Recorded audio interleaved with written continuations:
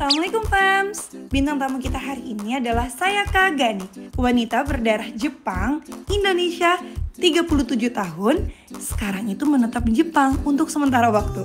Dirinya juga terkenal sebagai instruktur face yoga loh. Di tutur kata hari ini, Sayaka Gani akan berbagi cerita tentang lika-liku kehidupannya bertahan hidup di Jepang dengan modal nekat. Inilah tutur kata.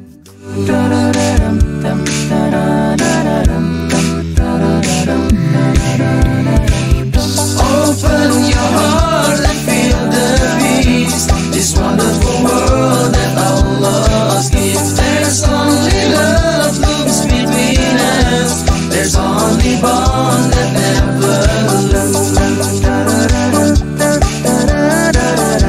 There's only bond that never lose.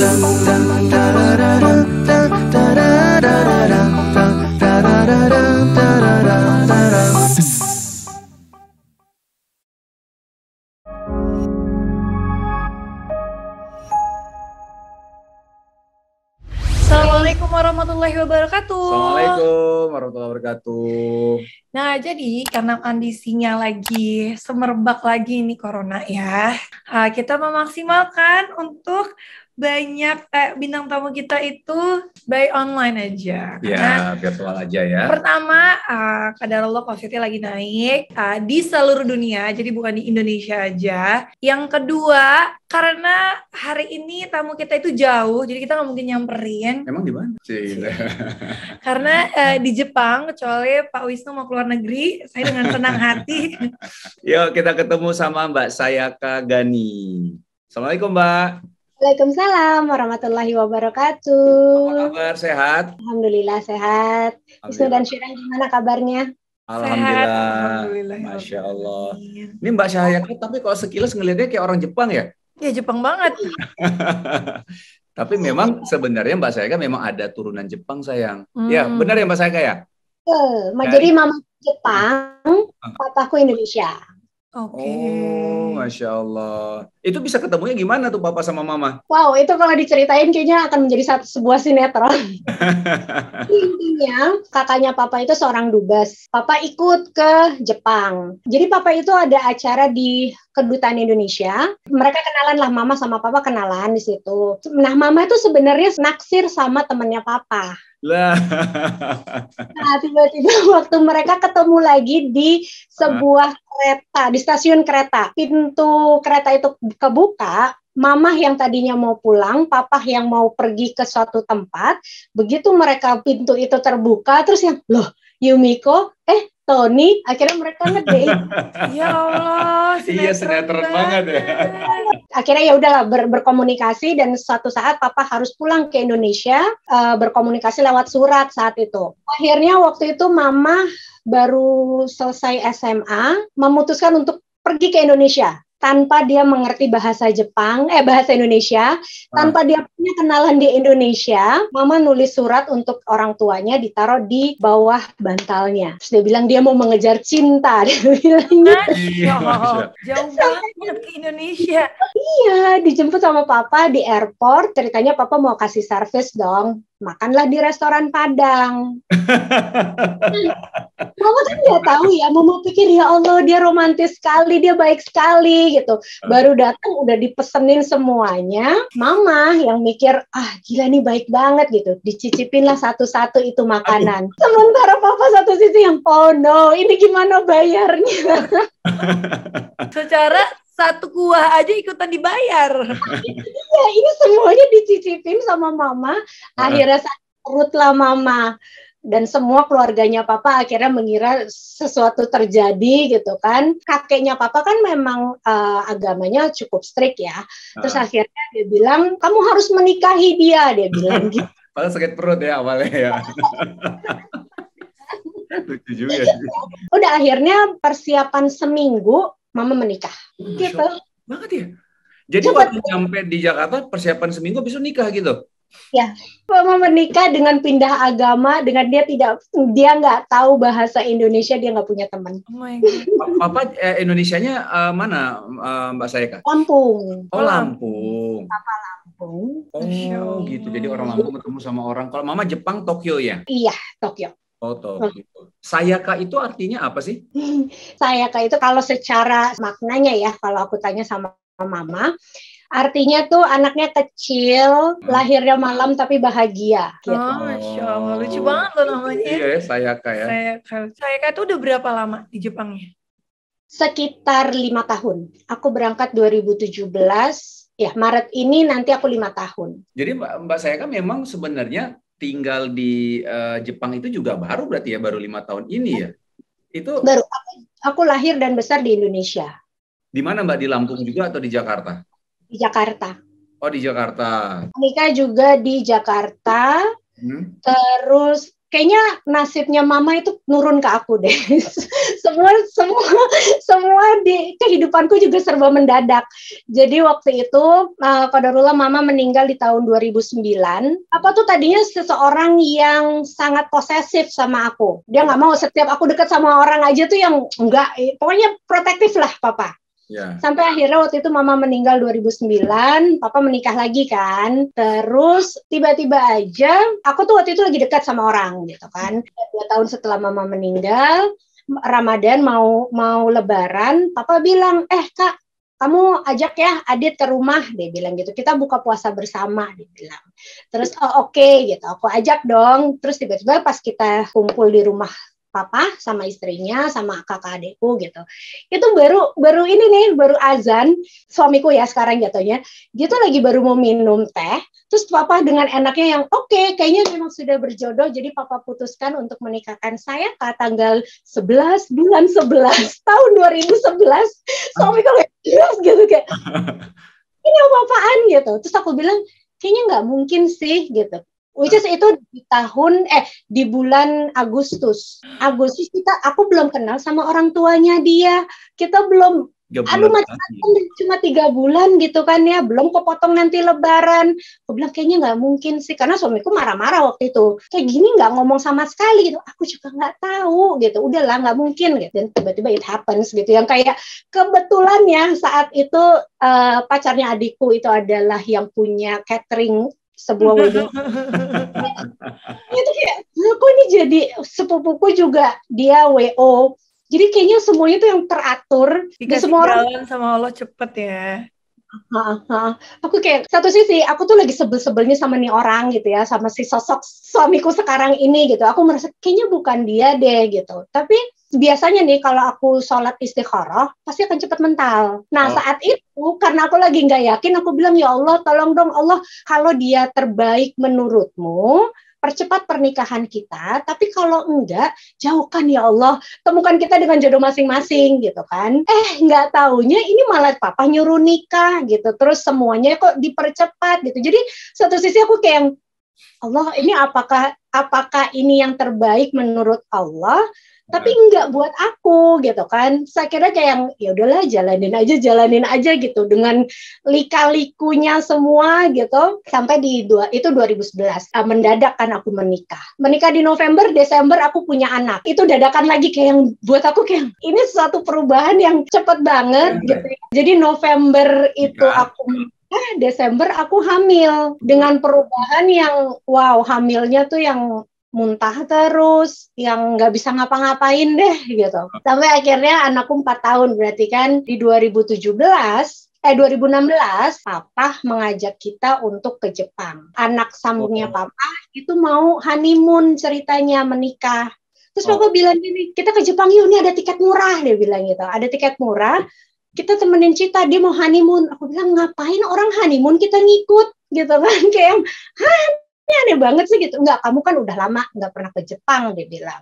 Udah kamu main-main aja ke Jepang gitu. Ya udah, akhirnya dari yang tadinya ber-15 kita mau pergi, tiba-tiba kayak 10 hari sebelumnya dikabarin kalau tiket itu palsu. 10 sementara aku udah ngomong sama nenekku. Jadi yang di Jepang tuh tinggal nenek kan. Aku udah ngabarin ke nenekku kita mau ke Jepang. Wah, dia udah excited banget. Dia udah beliin kita macem-macem deh gitu. Terus dia udah udah beliin jam lah, udah beliin makanan, udah persiapan untuk menyambut kita deh gitu kan. Ini nenek dari mama berarti ya? Mama. Ibunya mama ya. Sampai akhirnya waktu itu nenek kita tuh ngomongnya obacang. Kita udah bilang sama obacang kita mau pergi. Satu sisi ini tiketnya palsu, terus kita uangnya pas-pasan. Ini gimana gitu kan? Akhirnya aku bilang, ya udah deh kita pakai aja tabungan yang ada. Kalau rezeki nanti akan ada deh gitu. Aku bilang sama suamiku waktu itu, udah kamu cari aja tiket yang lagi promo. Nah, akhirnya kita kayak H-5 dapat, terus kita berangkatlah ke Jepang di tahun 2016. Aku cuma seminggu waktu itu di Jepang, terus nenekku bilang waktu kita mau pulang, kamu kenapa sih nggak tinggal di Jepang aja? Dia bilang, soalnya Obachan tinggal sendiri, terus udah nggak ada siapa-siapa nih gitu. Aku bilang, ya tunggu ya, kita diskusi dulu sama keluarga Indonesia. Gitu. Aku juga tanya sama suamiku mau nggak gitu. Satu sisi aku pengen, karena keturunan mama udah habis lah ya, semua keluarganya habis. Aku nggak bisa bahasa Jepang. Terus kalau misalnya aku nggak nerusin, anakku nggak akan bisa nih bahasa Jepang dan keturunannya mama ya habis. Saya it's just a name gitu, kayak yang nggak bisa punya apa-apa lagi gitu. Maksudnya dari mama kan nenek, maksudnya mama ada keluarga, maksudnya ada kakak atau adik? Ada, semuanya meninggal. Oh, udah meninggal dan nggak ada keturunannya? Nggak ada. Oh ya Allah ya. Jadi berarti kamu satu-satunya keturunan Obachan apa Obacang sih? Obacang. Obacang itu artinya nenek ya? Nenek. Oh. Nah itu di Agustus 2016 aku ke Jepang kan. Aku pulanglah ke Indonesia, kita ngobrol sama papaku, ngobrol sama mertuaku gitu. Sampai akhirnya di Oktober aku berangkat lagi untuk kasih dokumen. Jadi aku waktu itu tadinya rencananya mau ngurusin sendiri, cuma akhirnya keterbatasan waktu, keterbatasan bahasa gitu. Akhirnya aku cari nih di internet, aku kontak-kontakan sama dia. Terus dia minta dokumen apa aja, aku translate. Terus aku ke Jepang lah ceritanya nih, dengan meng-hire seseorang yang aku tidak pernah aku kenal. Kita ketemu di airport, aku tanya sama temanku, ada nggak teman yang bisa ngebantu gue untuk nge-translate aja? Gitu. Jadi kita ketemu di airport, terus dia ikut sama aku, pergilah ke Jepang, ketemu sama orang ini, ketemu sama calonnya, aku kasih semua dokumennya, Desember visanya keluar. Itu cepat banget, dengan kondisi yang kita nggak tahu mau kerja apa, kita nggak tahu bahasa Jepang gimana, gitu, kayak yang yaudahlah kita menganggap ini sebuah kesempatan aja. Kita mikir, kalau kita pindah sekarang, ini lagi dingin-dinginnya nih. Apalagi Januari, Februari gitu kan, kayaknya nggak akan sanggup. Yaudah kita Maret aja deh. Maret tuh pas mulai turun, udah mulai sakura lagi kan. Udah akhirnya Maret kita pindah. Makanya itu nggak nyampe 1 tahun, lagi-lagi semua orang yang gila ya. Lu nikah mendadak, lu punya anak mendadak. Ya? Ini pindah, ini bukan pindah ke Bandung atau ke Jogja gitu. Ini negara lo gitu, lo yakin gitu. Tapi visanya visa apa Mbak waktu itu? Visanya akhirnya long term residence, tapi memang masih 1 tahun. Oh. Karena kan mungkin karena ada nenek di sana. Karena ada nenek ya? Ada nenekku gitu. Terus itu aja pertanyaan-pertanyaan yang, terus suami lo mau kerja apa? Gak tahu, tapi kata nenek sih gitu, dia mau dijadiin petani gitu. Tapi dijadiin hebat juga loh, tiba-tiba mau diajak. Kalau Wisnu nggak akan mungkin mau ninggalin Indonesia untuk nggak tahu gue kerja apa di luar negeri gitu. Iya sih, ya benar-benar. Nggak, sebelumnya suaminya Mbak saya kan namanya Mas Adit tadi ya. Adit. Nah. Mas Adit ini udah kerja nggak di Jakarta? Udah. Kerjanya di hotel juga? Enggak, dengan karir dia yang marketing. Maksudnya challenging juga ya, maksudnya menantang juga, pindah ke Jepang, kerjanya, wah itu menantang sih. Dan gini loh, kalau ke Eropa kan kita bisa pakai bahasa Inggris. Betul. Ini ke Jepang, kita mau kerja bahasa Jepang yang nggak ngerti sama sekali gitu kan. Itu kan. By the way, kalian udah bisa bahasa Jepang nggak sih? Sekarang ya? Enggak. Belum? Enggak. Waktu saat itu enggak. Maksudnya Sekarang aku tuh bahasa Jepang sehari-hari oke. Anakku yang lebih jago, suamiku masih tetap nggak bisa. Makanya dia punya keterbatasan dalam memilih kerja gitu. Oh, Oh iya ya, tapi Masya Allah ya Mas Adit ya. Ini bukti cintanya Mas Adit loh sama Mbak Sayaka. Ini salah satunya adalah pindah tiba-tiba gua ngapain nih di sini. Parah ya? Wow gitu. Dia waktu itu hanya berpikir ya udah deh untuk anak kita gitu. Supaya dia bisa bahasa Jepang. Terus pada saat itu kan kita juga apa ya untuk agama tuh masih yang kita nggak banyak belajar lah tentang agama gitu ya. Kita sholat, puasa gitu. Tapi kita tidak mendalami agama. Jadi kayak pergi ya pergi aja gitu. Satu hal yang kayak nggak mikirin secara dalam gitu. Justru aku malah waktu aku mau kuliah, aku tadinya pengen ke Jepang gitu kan. Tapi waktu itu aku masih berpikir gimana ya sholatnya. Aduh, kayaknya nggak punya bayangan. Akhirnya aku nggak berani untuk pergi. Nah giliran waktu kita berangkat ini justru nggak ada pertimbangan agamanya sama sekali saat itu. Kita justru mikirin dunia gitu, kayak yang pokoknya anakku nanti mau bisa bahasa Jepang gitu. Itu satu pandangan yang akan membuat karir dia akan kayaknya lebih bagus deh gitu. Iya. Dengan catatan itu kayak yaudah kita berangkat aja deh gitu.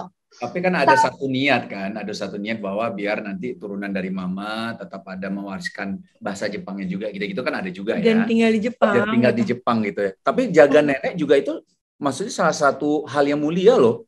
Sebenarnya ya, iya, maksudnya hal yang kepikiran mulia. mau pindah demi nenek ya. Demi nenek itu Masya Allah juga loh. Masya Allah. Lanjut Mbak. Ya waktu itu kita mikirnya juga gitu kan kayak yaudah pokoknya kita ngurusin si nenek aja dulu nih gitu. Sampai kita pindah Maret, jadi Jepang itu awal pertama sekolah itu di bulan April biasanya, tahun ajaran barunya. Jadi waktu itu kan kita harus kayak laporan ke jatuhnya kayak kelurahan gitu kan. Jadi aku ke kelurahan itu dengan level bahasa Jepang itu kan bertingkat-tingkat ya. Ada yang kalau kita ngomong sama orang biasa ngomongnya apa, ngomong sama pembeli apa, dan ini bayangkan ini adalah sebuah institusi yang memang formal gitu. Jadi aku di situ kayak yang dia ngomong apa itu tuh kayak otak aku kayak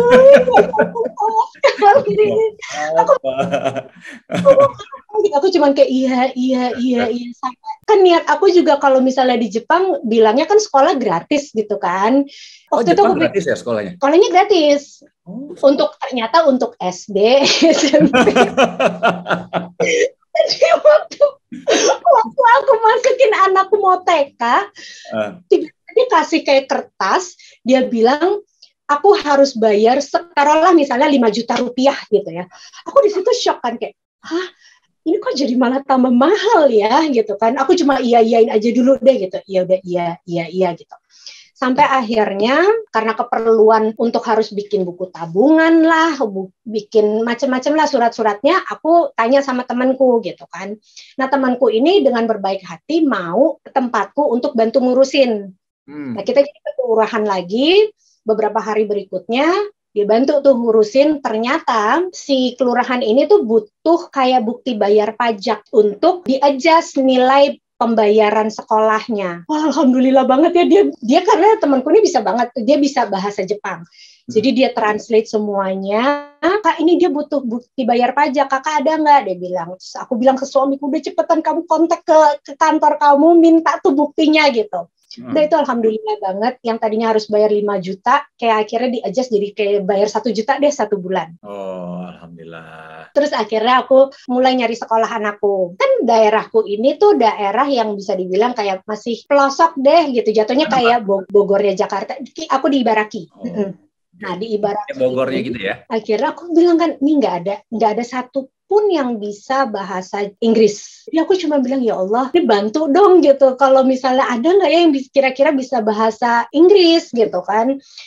Udah akhirnya kita ke beberapa TK, itu alhamdulillah banget ada satu TK yang memang dekat rumah, ada guru Amerikanya.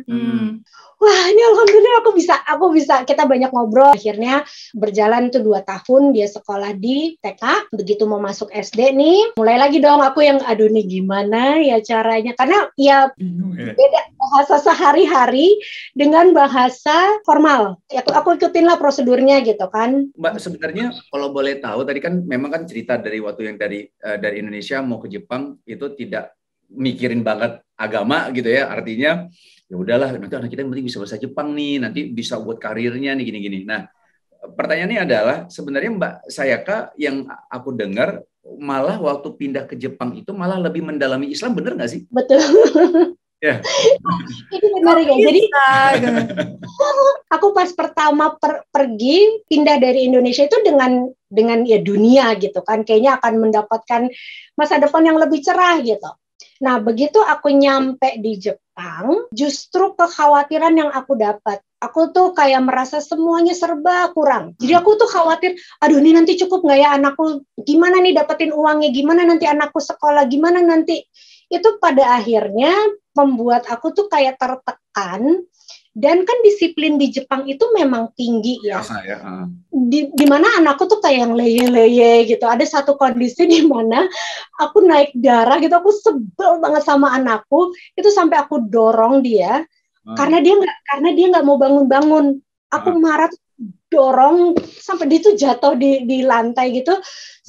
Di situ aku kayak tunggu deh, ini kenapa aku jadi kayak gini ya gitu. Aku satu sisi hatiku kosong sampai akhirnya waktu itu aku curhat sama guru bahasa Jepangku. Satu sisi aku butuh deket lagi dengan Islam. Akhirnya aku tanya sama senseiku, sensei siapa sih ustadz yang menurut sensei ini itu masih netral? Aku sampai bilang gitu, sampai aku bilang netral gitu karena nggak menjudge, aku bilang gitu.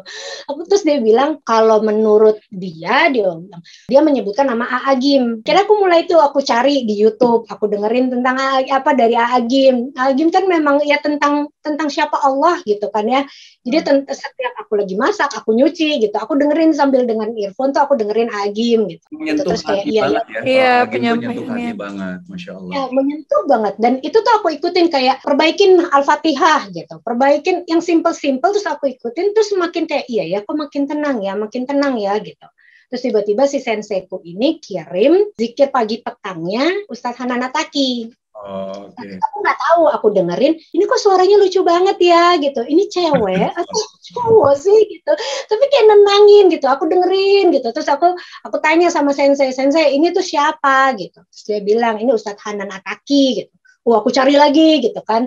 Ternyata Ustadz Hanan tuh masih cerita-cerita tentang ya kisah-kisah di bawahnya tuh dengan cerita gitu kan. Jadi tuh aku setiap aku jemput anakku gitu, terus aku nungguin anakku main di lapangan, aku sambil dengerin gitu. Ini seru banget gitu. Tahun berapa itu? Tahun itu masih baru 2017 2018. Oke, ya. Nah, sampai akhirnya aku mulai tuh merasa, oh iya ya, kok Islam tuh menyenangkan ya sebenarnya, gitu. Yang satu sisi aku ngikutin Ustadz Hanan dengan easy going-nya dia, tapi kena. Satu sisi adikku masih yang, itu nggak boleh, ini begini, begitu. Aku yang kayak, aduh, ini apa sih, gitu. Tapi akhirnya aku lagi-lagi berdialog dengan Allah, gitu. Yang Allah, tolong dong, gitu. Kasih aku petunjuk, gitu. Aku tuh pengen mendekat padamu, tapi tolong bimbing, gitu. Ya. Sampai setiap ada pertanyaan apapun di hati aku, kan aku ngelihat YouTube tuh random ya, tapi pasti topik itu yang kena. Kayak, loh, ini kan pertanyaanku gitu. Sampai waktu itu ada keinginan aku untuk berhijab. Dulu waktu di Indonesia aku sempat berhijab 2 tahun, waktu papa mertuaku meninggal. Terus aku ketakutan aja gitu, yang kayak, udah pokoknya aku harus berhijab. Gitu kan. Sampai saat itu suamiku yang bilang, aku tuh belum siap. Ya kenapa kamu yang belum siap gitu? Pokoknya aku mau gitu kan. Aku tutup tuh semua. Aku berhijab tapi aku tidak belajar agama. Jadi menurutku Islam saat itu adalah ya sholat, nggak boleh makan babi, ya gitu doang. Terus yang kayak tutup. Sampai akhirnya 2 tahun aku bertahan, itu mulai bentrokan lagi karena aku tidak merubah perilaku, aku tidak belajar Islam itu apa. Akhirnya ya balik lagi kayak aku gampang menjudge orang. Justru aku merasa lebih baik daripada lo. Kok lo nggak sholat sih? Kok lo nggak menutup aurat sih? Sampai aku tuh kayak ngerasa aku jadi males sholat di mall karena ribet dengan jilbabnya yang kayak harus penelitian segala macam gitu kan. Terus aku jadi kayak punya 2 kepribadian. Satu sisi pada saat aku berhijab merasa suci, terus begitu aku main dengan teman-temanku yang aku tidak mengganti perilakuku gitu, yang kita tetap cuawaan lah, terus yang kalau ketemu laki-laki yang tetap cium pipi kanan kiri, terus yang masih itulah gitu. Sampai akhirnya aku kayak ngerasa kok ada sesuatu yang beda ya, sesuatu yang aneh nih, aku bilang gitu. Aku merasa nggak nyaman. Jadi aku lepas gitu di 2 tahun yang lalu itu. Aku cuma bertahan 2 tahun. Sampai akhirnya waktu di Jepang ini aku punya keinginan lagi untuk kayaknya aku pengen berhijab gitu. Tapi gila ini Jepang men gitu kan, aku kayak apa iya nanti aku mikirnya gitu. Tapi aku pikir kayak coba deh aku nitip sama temanku yang pergi ke Jepang, toh nanti kan bisa pakai kalau misalnya lebaran atau kayak ada pengajian gitu. Iya, Akhirnya nyampe nih si kerudungnya, aku cobain gitu kan, aku pergi berdua sama anakku, cobain deh ke mall gitu. Ternyata nggak kenapa-napa ya gitu. Aku cobain lagi waktu pergi bareng sama si suamiku, aku cobain terus dia kayak kaget gitu loh. Kamu pakai gitu kan? Terus kenapa emangnya gitu? Enggak bagus kok gitu. Reaksinya dia berbeda antara yang waktu di Indonesia sama yang di Jepang gitu. Enggak bagus-bagus. Kayak gini dong kalau pakai, dia bilang gitu. Karena itu sebenarnya cuma simpel doang dibandingkan waktu Indonesia mungkin yang bunga. Dulu dirangkai. Oh, dirangkai ya.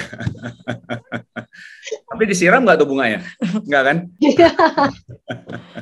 Nah di situ aku mulai tuh kayak Allah apa ya gitu, kayak Allah tolong dong tuntun dong gitu. Itu qadarullah Ustadz Syafiq Basalamah pas datang ke Jepang. Oh ke Jepang, oh Masya Allah ya. Dakwanya dia tuh tentang wanita berhijab. Dan itu sangat menohok gitu, aku kayak oh my god ini lagi-lagi kayak petunjuk gitu. Akhirnya aku kayak memutuskan ya udah deh aku coba untuk berhijab deh gitu. Dan ternyata memang di Jepang orangnya nggak yang kalau di Indonesia tuh justru lebih banyak tantangannya. Pada saat aku berhijab aja tuh kayak cie, gila lo alim banget ya, yang cia-cia banget gitu kan. Jadi kayak yang ini bener nggak ya, itu nggak ya gitu. Sementara di Jepang aku nggak mendapatkan itu, kayak ya udah silakan. Nggak dicibir. Dan jadi pengen nanyanya adalah kita jadi penasaran juga nih, bagaimana sih orang Jepang tuh memandang Islam, gimana sih Mbak? Iya. Mereka nggak apa ya, selama kita tidak mengganggu mereka, mereka nggak ngapain. Ada yang sampai kan Mbak maksudnya kan melakukan ritual ibadah kan ada juga gitu, sholat, terus juga ketika dilihat. Tapi kalau kita bilang value-nya orang Jepang tuh sebenarnya Islam banget ya kalau menurut aku ya. Mereka disiplinnya, sopannya, adabnya. Iya. Itu bahasanya tuh Masya Allah loh mereka tuh. Kita pernah loh kejadian ya waktu itu. Ada anak kecil waktu itu sama anak kami ya, itu Adam. Jadi lagi main di mana tiba-tiba diserobot sama Adam. Diserobot, jadi lagi main dindong apa main apa gitu. Main di mall kan ada mall. Kayak kalau di sini tuh kayak tempat main lah gitu kan, game-game gitu kan. Terus diserobot sama Adam, terus dia cuman hanya diam dan memperhatikan ibunya. Ibunya cuman senyum kayak gitu aja, anaknya diam aja main lagi gitu. Sampai akhirnya Adam mengizinkan untuk kita mau balik kan, Adam mengizinkan untuk main lagi. Lalu waktu Adam mengizinkan, dia ke Adam nunduk gini. Maksudnya mau ucapin terima kasih gitu loh, maksudnya aduh ini anak malah diserobot loh tadi gitu, anak seumur Adam gitu, maksudnya kita sampai speechless ya gitu ya. Tapi didikan orang Jepang emang gitu ya Mbak ya, luar biasa banget ya. Jadi, itu makanya yang membuat aku pada saat itu tertekannya itu karena fokusnya aku lebih banyak apa kata orang gitu. Waktu aku belajar tentang Islam, tapi kan sebenarnya kita memang perlu untuk menghormati orang lain gitu, tapi apa kata mereka itu sebenarnya tidak penting buat kita gitu kan. Bagaimana kita memperlakukan mereka aja dengan baik sebenarnya gitu. Kalau ngikutin fasenya mereka itu disiplin banget. Itu benar-benar disiplinnya tuh yang agak ekstrim sih. Kita pernah ke satu mall, anak ini nggak mau pulang, itu sampai ditampar. Aduh, serius? Mendisiplinnya tuh seperti itu. Dan itu di depan umum kita kayak dia gitu. Jadi disiplinnya mereka itu disiplin yang menekan. Oh, jadi benar-benar makanya anak-anaknya pada ya bahkan bahasanya telat 1 menit aja mereka tuh udah ini banget ya, itu udah telat berarti, bukan 1 menit itu bukan ya masih wajar lah. Di sini 15 menit telatnya. Tapi di sana benar-benar Masya Allah ya. Nah Mbak, kalau selama di sana itu maksudnya gini deh, Islam di sana kan atau Islam kan minoritas ya di sana ya. Pasti ada nemuin kesulitan-kesulitan nih di sana. Kayak misalnya mungkin tempat ibadah buat kita sholat ataupun Mas Adit suami Mbak yang pengen sholat jamaah, sholat Jumat gitu. Ini nemuin nggak sih kesulitan-kesulitan selama di Jepang tuh? Ada nggak sih? Iya, lebih banyak di suamiku sih ya. Kalau aku kan lebih bebas gitu, karena kayak misalnya sholat tuh masih bisa kayak di baby room, terus masih lebih gampang gitu. Kalau suami kita sekarang paling mengatasinya dengan kalau kayak di Uniqlo sih. Uniqlo tuh kan ruang gantinya tuh besar banget gitu. Jadi kita selalu sholat di situ. Serius? Serius. Jadi kalau keluar negeri juga di fitting room ya? Serius sholat di fitting room? Iya. Mau di mana? Pinggir jalan? Nggak arah kiblat. Kalau aku sih memang Kan cari pakai headphone. Tapi ini tips ya buat orang-orang yang lagi keluar kadang-kadang negeri gini. ya. Nih, aku kalau ada kelas kajian, itu banyak banget pertanyaan masalah boleh nggak sih sholatnya nanti-nanti? Atau kan sebenarnya kan emang bisa Ya di jamaah, kan? kalau musafir ya. Cuman pasti banyak pertanyaannya itu di mobil yang Oh, di mobil duduk berarti. duduk. Tapi kan rukun sholatnya. Iya, nggak, maksudnya lagi bisa berdiri juga Iya. gitu loh, lagi bisa Tapi berdiri kalau kan. jawaban ustadznya aku ya, menyarankan untuk tidak walaupun lagi keluar negeri. Bukan berarti bisa sholatnya duduk di mobil di perjalanan, kan bisa berhenti. Iya, aku juga ambil pendapat yang tetap berdiri. Iya, karena kan rukun sholatnya kan gitu. Jadi makanya kalau aku keluar negeri ini simpelnya ya, aku bawa mukena kemanapun, ya kan. Aku tuh kalau waktu di London gitu-gitu, ya kan kita nyari masjid jauh-jauh ya Bang, Ya, kayak di betul, Indonesia susah. ya. Dan kalau aku sebenarnya di pinggir jalan boleh, cuman aku nggak suka jadi perhatian publik aja sih sebenarnya. Diliatin, maksudnya kayak males kan gitu kalau aku. Iya sih. Pilihan. Kalau aku lebih baik aku ke mall, ke fitting room. Fitting room nggak kelamaan jadinya ya? Maksudnya Mereka nggak peduli ya. nggak peduli ya? Namanya perempuan ganti baju, Oh. tapi Iya. aku beli baju, emang aku mau beli, aku taruh, aku ganti, aku sholat. Mau dimanapun, aku ke mall, ke fitting room daripada hilang waktu sholat. Ya tapi oke lah kalau misalnya musafir, maksud aku kan kita dikasih uzur ya. Ya. Artinya ya udah nanti kita sholatnya nanti deh gitu misalnya gitu kan. Ya zuhur asar kan masih bisa kita tentukan, atau maghrib isya nanti waktu kita pulang kita bisa. Ya. Cuman kan kalau Mbak Menetap Sayaka di sama sana. Mas Adit kan tetap di sana, Udah bukan nggak musafir boleh. lagi gitu loh. Nah ini ya tantangannya, apalagi kayak Mas Adit misalnya. Coba misalnya waktu jam kerja misalnya, kan kita tetap ada sholat ya zuhurnya, terus ada asarnya. Itu gimana tuh Mbak? Itu ada izin atau gimana? Dia lebih sulit dibandingkan aku tuh. Kayak sholat Jumat, dia akhirnya banyak yang bolong. Nah, terus untuk sholat 5 waktunya sih masih dapat izin. Oh, dapat gitu. izin ya? Dapat. Jadi dia ya walaupun akhirnya perlu buru-buru banget gitu ya. Cuma diizinkan gitu di tempat satu kayak baby room gitulah. Jumat bukannya pas juga jam makan siang ya? Enggak ya? Cuma kan jaraknya jauh. Oh, jaraknya ya. Masjidnya. Aduh. Challenge-nya orang tinggal di luar negeri tuh itu. Itu sih. Paling berat itu. Kalau working hours-nya susah izin ya. Itu makanya harusnya bingung tuh udah di Indonesia tapi malas sholat Jumat. Ya. Padahal masjidnya tiap sudut. Mbak udah pernah nanya sama ini, tapi sama sensei itu guru artinya ya berarti ya? Sensei ngomong apa waktu itu? Kalau kita berdiskusi sama orang-orang yang memang maksudnya ustadz-ustadz di sini lah ya gitu. Ya memang sih kayak sebaiknya dia mencari pekerjaan yang lebih yang lain gitu. Atau cari temen yang misalnya sesama orang Indonesia nih. Bisa sholat Jumat at least kalau misalnya bertiga gitu. Tapi memang orang Indonesia di sananya masih belum mau untuk diajak untuk sholat gitu. Jadi kan even si suamiku aja tuh selalu mendapat cemoohan. Oh ya? Gila, alim banget lu, wah gini, udahlah nggak apa-apa deh. Itu kan di Indonesia, ini kan di Jepang men, gitu. Tapi sama orang Indonesia juga? Iya.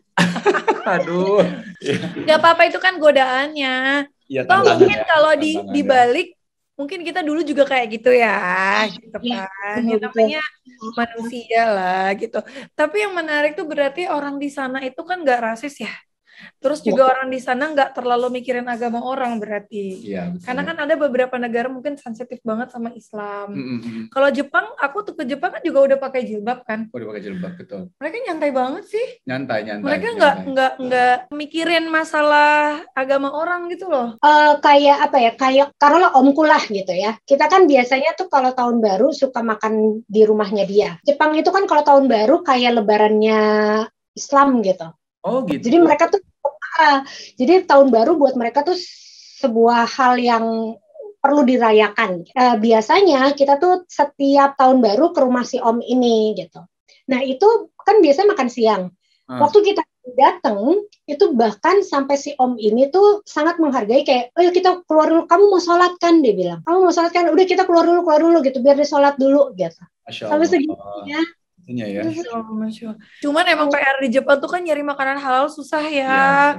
Dulu tuh aku sekarang udah banyak kayaknya. Ya kalau sekarang udah banyak. Aduh, kenapa aku tuh menemukan Islam segitu indahnya karena buat aku pribadi, Allah tuh justru menolong aku di Jepang. Itu tuh aku banyak banget mendapat pertolongan Allah. Ya kayak tadi, setiap aku tanya Allah, ini gimana ya, aku ngejelasinnya gimana Allah, tapi aku pengen anakku sholat. Tiba-tiba dapat bantuan itu.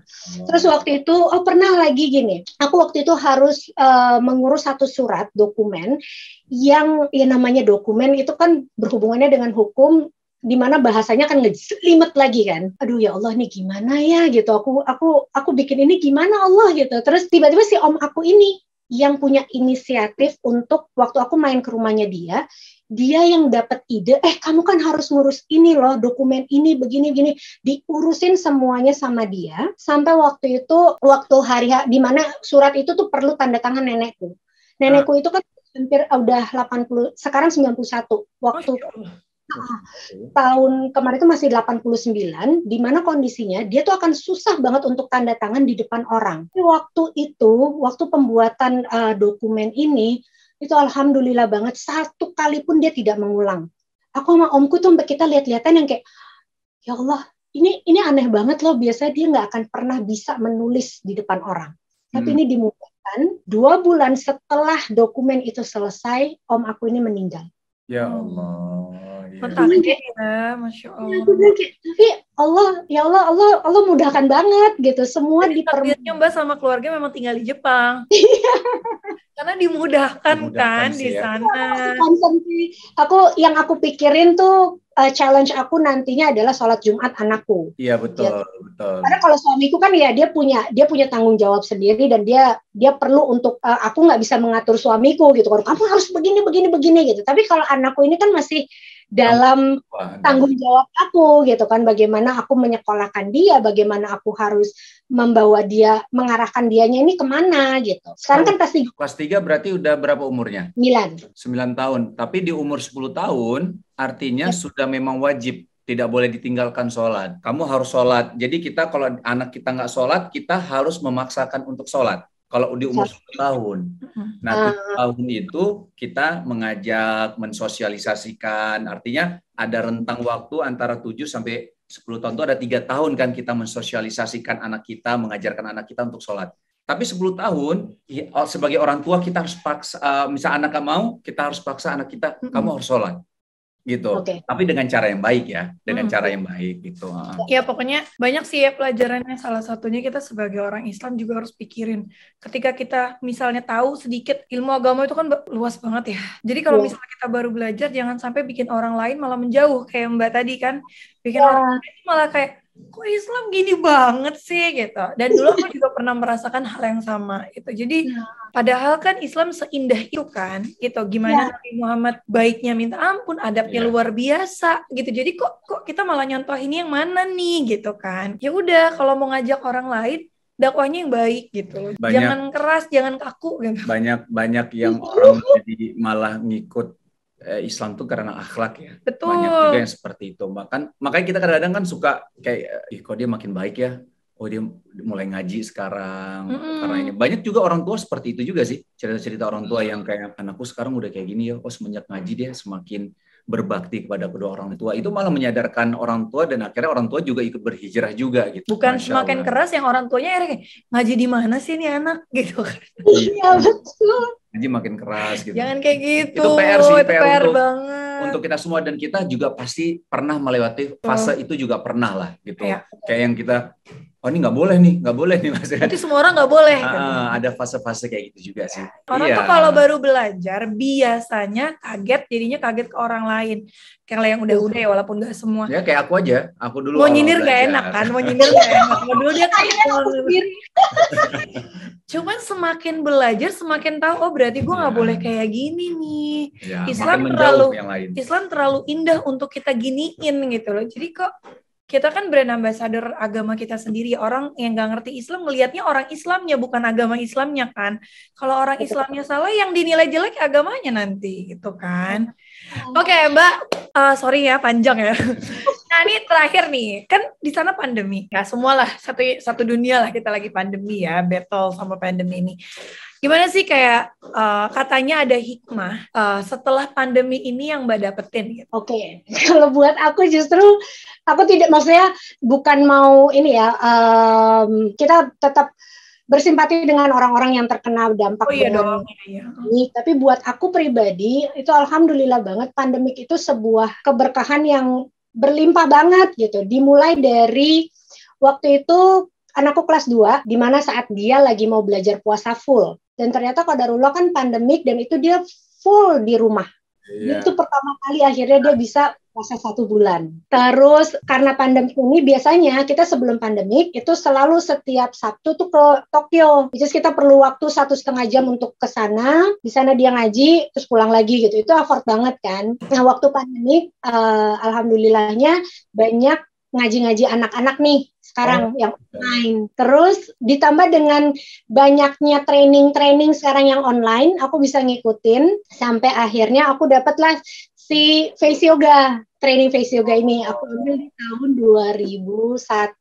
Aku sebelumnya backgroundnya kan memang yoga. Di 2001 ini waktu itu aku tanya, lagi-lagi aku tanya sama Allah. Aku kepikiran, aku harus ngapain ya Allah gitu. Aku pengen berkarya, aku pengen menjadi orang yang bermanfaat. Tapi gimana caranya Allah gitu? Apakah aku boleh nggak Allah kalau misalnya aku full yoga nih? Nah, waktu itu aku jadi kayak aku buka Al-Quran gitu kan, aku minta Allah tolong dong gitu. Aku tanya lewat Al-Quran, aku buka ternyata aku mendapatkan ayat yang nggak boleh. Sama sekali benar-benar itu larangan banget. Gitu. Aku jadi kayak oke, aku tahan. Gitu. Nah begitu waktu face yoga, aku lagi-lagi aku tanya Allah, aku pengen banget nih Allah, boleh nggak Allah? Engkau ridho nggak Allah kalau misalnya aku ambil training ini? Gitu. Terus aku buka lagi Al-Quran. Terus aku mendapatkan ayat yang itu positif banget. Allah tuh kayak, kamu akan menjadi sosok yang intinya ya gitu. Kamu akan menjadi sosok yang terkenal, yang sampai anak cucumu akan dikenal. Dan kamu adalah orang yang beriman. Kamu adalah orang yang baik. Masuk ke dalam golongan baik. Aku kayak, terus aku baca bawahnya kayak, kok ini positif ya gitu. Akhirnya ya udah aku ambil nih. Karena waktu itu menurut aku nilai training ini nggak murah gitu kan. Cuma karena ayat ini aku kayak, yaudah deh aku ambil deh. Ini tuh alhamdulillah banget. Ternyata Allah mudahkan benar-benar sampai titik ini gitu ya. Aku kayak nggak nyangka sih gitu kayak, Allah, ini Allah permudah banget loh. Aku ketemu sama siapa, sampai bahkan aku ketemu dengan kalian berdua gitu. Buat aku tuh kayak Allah ini lagi-lagi kebaikannya Allah gitu. Jadi buat aku justru pandemik ini mengingatkan kita bahwa kayak iya ya. Sebenarnya pada saat mau kondisi apapun gitu, di saat kita memang balik lagi kepada Allah, Allah akan kasih jalannya gitu. Aku mau nanya deh, tadi kan Mbak bilang ketika Allah ini boleh atau enggak, Mbak langsung buka Quran. Itu gimana maksudnya? Secara proses teknisnya, baca nggak boleh itu dari mana nggak bolehnya? Terus boleh itu boleh dari mana? Itu maksudnya gimana sih? Jadi ini adalah ilmu dari, aku ambil dari Pak Nasrullah, Magnet Rezeki. Oh, salah. Jadi ya udah aku ya kita sholat setelah selesai sholat gitu. Setelah sholat aja, maksudnya setelah sholat aja. Gitu. Kalau misalnya aku punya ada satu keresahan, biasanya gitu, aku kayak ya udah aku berzikir, kemudian aku ambil Al-Quran, aku tanya. Sambil aku peluk gitu, aku berdoa gitu, Allah, aku punya keluhan seperti ini, aku bilang gitu, aku pengen Allah, tolong dong Allah melalui ayatmu, titipkan satu ayat yang bisa membantuku untuk menjawab pertanyaan ini. Oh, abis itu buka aja? Ya, aku random, random, pilih satu gitu. Waktu itu yang waktu larangan itu apa tulisannya? Memang apa ya? Itu tuh kayak intinya jangan kau rubah. Pokoknya nggak boleh deh. Itu tuh kayak itu adalah larangan.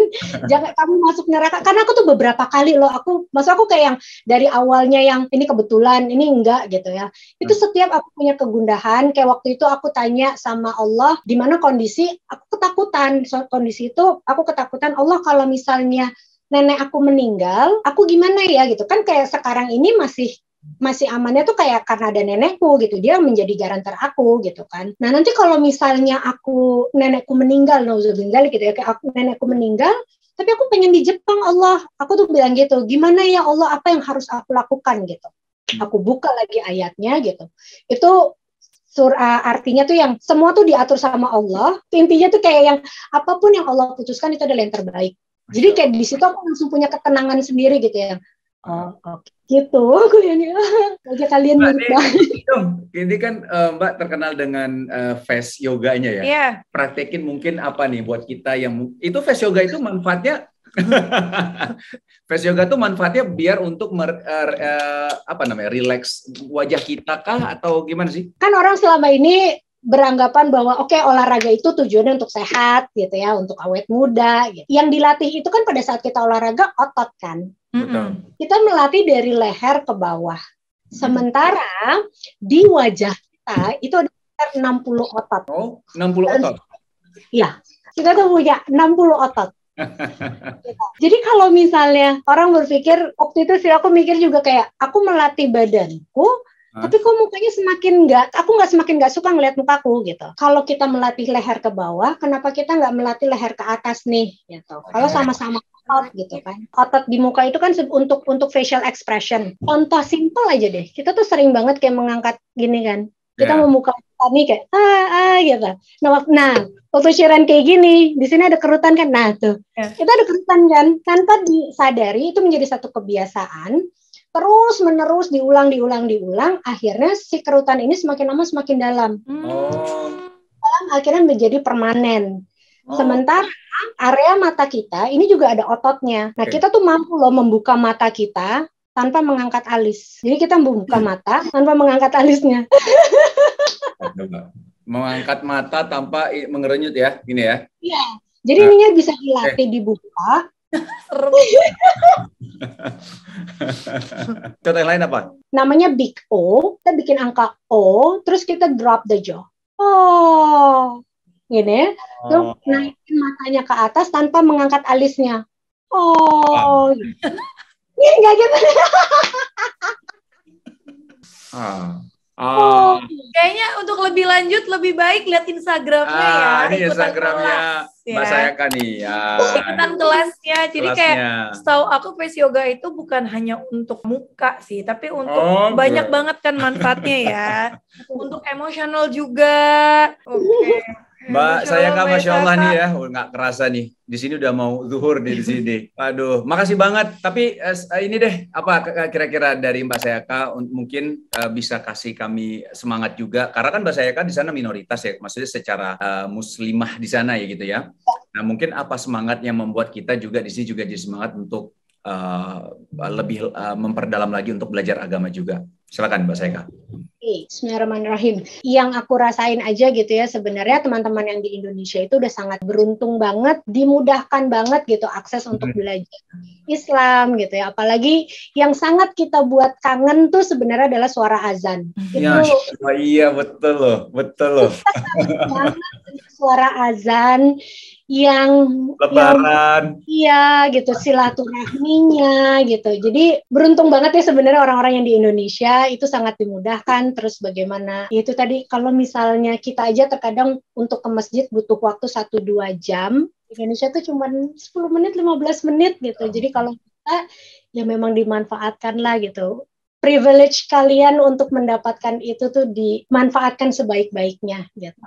Aduh, Masya Allah. Jadi kita sebagai muslim dan muslimah ya di Indonesia ini benar-benar, privilege kita itu akan ditanya loh di akhirat nanti. Ya, dan kalau kita bandingin sama Mbak Sayaka dan Mas Adit di Jepang juga bagaimana, itu kena banget sih nikmatnya dengar suara azan, yang suasana laki-laki Ramadan bisa datang ke masjid, sholat Jumat itu dimudahkan di sini gitu ya. Di sana izinnya susah. Masya Allah ya. Makasih Mbak Sayaka ya. Mudah-mudahan nanti saya, Kiren, dan anak-anak mudah-mudahan kalau ke Jepang bisa kita silaturahmi ya. Salam untuk Mas Adit, salam untuk anak-anaknya. Siapa nama anaknya? 2? Kayo, 1. Nah, anakku 1. Oh, Kiren 2. Siapa? Kayo. Kayo artinya apa? Kayo enggak, wong kayu. Oh, kok Palembang? Lampung. Jadi itu dari si mertuaku. Jadi gurunya dia namanya Kayo, orangnya tuh yang kaya raya tapi memang yang dermawan banget gitu. Amin. Dan namanya masih agak Jepang ya? Iya, masih agak Jepang. Makanya tadi kira Kayo itu Jepang. Enggak. Jadi namanya dia Kayo Zinedine Aditya. Zinedine dosen agama gitu. Kalau aku lihat dari Zinedine ya. Masya Allah. Dosen agama. Jadi anak kaya, anak sukses yang memiliki perhiasan agama. Amin. Makasih Mbak Sayaka. Makasih ya Mbak Sayaka, makasih Barakallahu banget buat semuanya yang mau ikutan kelasnya Mbak Sayaka. Nanti Instagramnya ada di sini. Oke. Mbak Sayaka, thank you. Thank Sampai you. ketemu lagi ya. Assalamualaikum. Assalamualaikum. Syiran, terima kasih. Ya. Saat kita mencari Allah, Allah datang. Saat kita meminta, Allah berikan. Saat kita bertanya, Allah menjawab dengan rahasianya. Karena Allah lah yang maha tahu, yang terbaik dan yang dibutuhkan untuk kita, umat manusia. Sampai ketemu di tutur kata berikutnya ya fans. Assalamualaikum warahmatullahi wabarakatuh.